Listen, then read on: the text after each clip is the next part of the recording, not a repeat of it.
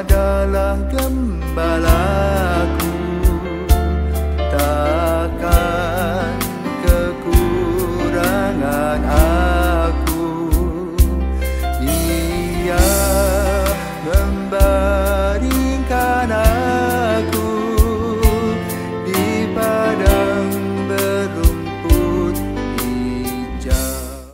Saudara-saudari yang terkasih di dalam Kristus, selamat pagi. Salam jumpa lagi dalam Sabda Siap Saji.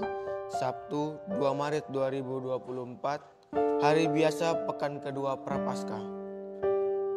Marilah berdoa. Dalam nama Bapa dan Putra dan Roh Kudus. Amin. Allah Bapa kami Maha Pengasih, kami bersyukur karena Engkau berkenan kepada semua orang yang mencari kedamaian abadi. Gembalakanlah kami domba-domba-Mu dalam satu kawanan bersama Yesus Kristus, Putra-Mu. Sebab Dialah Tuhan pengantara kami yang bersama dengan Dikau dalam persatuan Roh Kudus, hidup dan berkuasa, Allah sepanjang segala masa. Amin. Tuhan bersamamu dan bersama rohmu. Inilah Injil Yesus Kristus menurut Lukas. Dimuliakanlah Tuhan. Para pemungut cukai dan orang berdosa biasa datang kepada Yesus untuk mendengarkan Dia.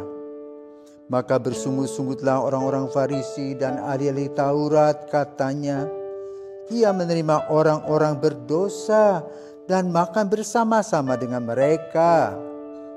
Maka Yesus menyampaikan perumpamaan ini kepada mereka. Ada seorang mempunyai 2 anak laki-laki. Kata yang bungsu kepada ayahnya, Bapa, berikanlah kepadaku bagian harta milik kita yang menjadi hakku. Lalu ayahnya membagi-bagikan harta kekayaan itu di antara mereka. Beberapa hari kemudian anak bungsu itu menjual seluruh bagiannya itu lalu pergi ke negeri yang jauh. Di sana ia memboroskan harta miliknya itu dengan hidup berfoya-foya. Setelah dihabiskan harta miliknya, timbullah bencana kelaparan di negeri itu dan ia pun melarat. Lalu ia pergi dan bekerja pada seorang majikan di negeri itu. Orang itu menyuruhnya ke ladang untuk menjaga babi. Lalu ia ingin mengisi perutnya dengan ampas yang menjadi makanan babi itu. Tetapi tidak seorang pun yang memberikannya kepadanya. Lalu ia menyadari keadaannya, katanya, betapa banyak orang upahan Bapakku yang berlimpah-limpah makanannya, tetapi aku di sini mati kelaparan. Aku akan bangkit dan pergi kepada Bapakku dan berkata kepadanya, Bapa, aku telah berdosa terhadap surga dan terhadap Bapa. Aku tidak layak lagi disebut anak Bapa. Jadikanlah aku sebagai salah seorang upahan Bapa. Maka bangkitlah ia dan pergi kepada bapaknya. Ketika ia masih jauh, ayahnya telah melihat dia. Lalu tergeraklah hatinya oleh belas kasihan. Ayah itu berlari mendapatkan dia, lalu merangkul dan mencium dia. Kata anak itu kepadanya, Bapa, aku telah berdosa terhadap surga dan terhadap Bapa. Aku tidak layak lagi disebut anak Bapa. Tetapi ayah itu berkata kepada hamba-hambanya, lekaslah bawa kemari jubah yang terbaik dan pakaikanlah kepadanya. Kenakanlah cincin pada jarinya dan sepatu pada kakinya. Dan ambillah anak lembu yang tambun itu, sembelihlah dia, dan marilah kita makan dan bersuka cita. Sebab anakku ini telah mati dan menjadi hidup kembali. Ia telah hilang dan dapat kembali. Maka mulailah mereka bersukaria. Tetapi anaknya yang sulung sedang berada di ladang ketika ia pulang dan dekat ke rumah. Ia mendengar bunyi seruling dan nyanyian tari-tarian. Lalu ia memanggil salah seorang hamba dan bertanya kepadanya arti semua itu. Jawab hamba itu, adikmu telah kembali dan ayahmu telah menyembelihkan anak lembu tambun karena ia mendapatkan kembali anak itu dengan selamat. Maka marahlah anak sulung itu dan dia tidak mau masuk. Lalu ayahnya keluar dan berbicara dengan dia. Tetapi ia menjawab ayahnya, katanya, telah bertahun-tahun aku melayani Bapa dan belum pernah aku melanggar perintah Bapa. Tetapi kepadaku belum pernah Bapa memberikan seekor anak kambing pun untuk bersuka cita dengan sahabat-sahabatku. Tetapi baru saja datang anak Bapa yang telah memboroskan harta kekayaan Bapa bersama dengan pelacur-pelacur. Maka Bapa menyembelih anak lembu tambun itu untuk dia. Kata ayahnya kepadanya, anakku, engkau selalu bersama-sama dengan aku dan segala kepunyaanku adalah kepunyaanmu. Kita patut bersuka cita dan bergembira karena adikmu telah mati dan menjadi hidup kembali. Ia telah hilang dan didapat kembali. Demikianlah sabda Tuhan. Terpujilah Kristus. Selamat pagi Rama. Selamat pagi. Di sini saya mau bertanya Rama. Mengapa Bapa dalam perumpamaan yang Yesus jelaskan tadi masih mau mengampuni dan menerima kembali anaknya meskipun anaknya telah meninggalkan mereka dan mengaburkan segala harta miliknya? Baik.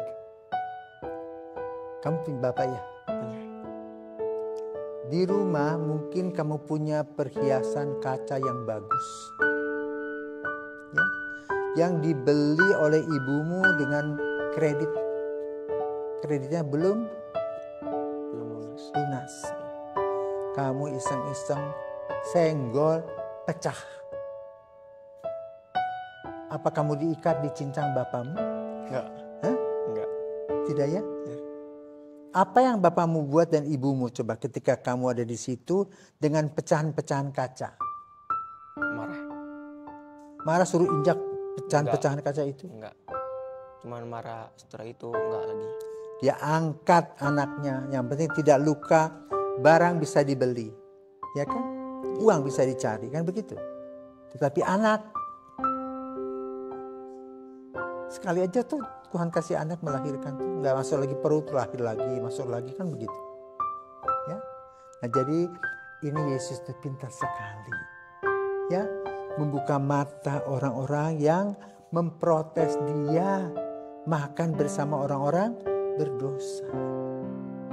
Jadi dia tidak langsung to the point, langsung tabrak, tapi dia bercerita. Ya. Dan dari cerita itu orang menangkap, oh ini loh yang sebenarnya sifat Bapa. Siapakah Bapa itu? Sifat Bapa itu Allah. Yang luar biasa, Maha Rahim, Pengampun.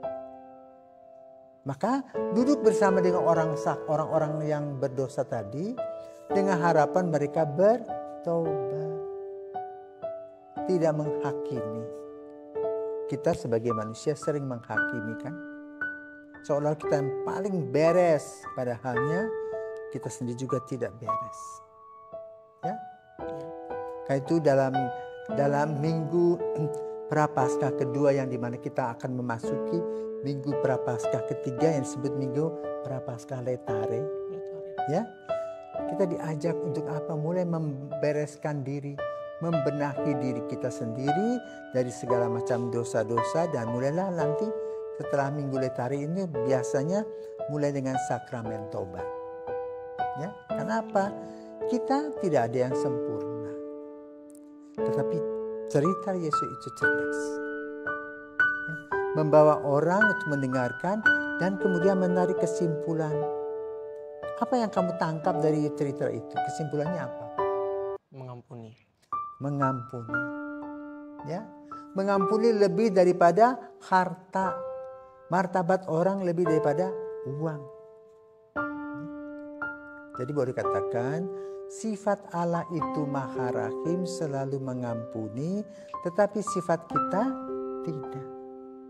Selalu muncul iri hati dan dengki seperti diuraikan dalam anak sulung itu. Kenapa anak itu merasa aku punya loh, kok dia dapat lagi, padahal sudah dapat warisan. Tetapi Bapa mempunyai sifat kebapaan, mengampuni, merangkul, mempersiapkan dan memberikan yang terbaik. Maka kita bersyukur bahwa kita punya Bapa yang Maha Rahim. Kenapa? Kita tidak pernah sempurna. Ya, maka lalu lebih baik melihat diri kita sendiri, bercermin diri sendiri daripada menunjuk-nunjuk kesalahan orang lain seperti yang diuraikan dalam Injil pada pagi hari ini. Di mana orang-orang para ahli kitab merasa diri yang paling hebat padahalnya tidak sempurna. Dan Yesus mengarahkan mereka untuk melihat Maha Rahim, Maha Baik Bapa. Apapun yang kita lakukan selalu diampuni dan dirangkul kembali agar kita sadar bahwa kita adalah orang-orang yang dikasihi Tuhan. Maka kita seharusnya malu sama Tuhan. Karena apa? Sikap dan perilaku kita yang sering menyakitkan hati Bapa melalui kejadian kita sehari-hari. Maka di dalam Minggu Prapaskah ini mari kita datang kepada Tuhan untuk mengakui dosa-dosa kita, memperbaiki dan mendapatkan berkat yang baru. Karena itu bacaan ini cocok untuk sakramen taubat, di mana kita penuh dengan lumpur dosa, waktu mau mengaku dosa pulang dengan kinclong, ya, karena Tuhan telah memberikan berkat-berkatnya.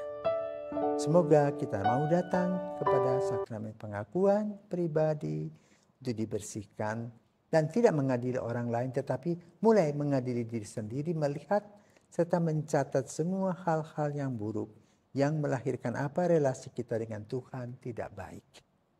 Selamat pagi, Tuhan memberkati.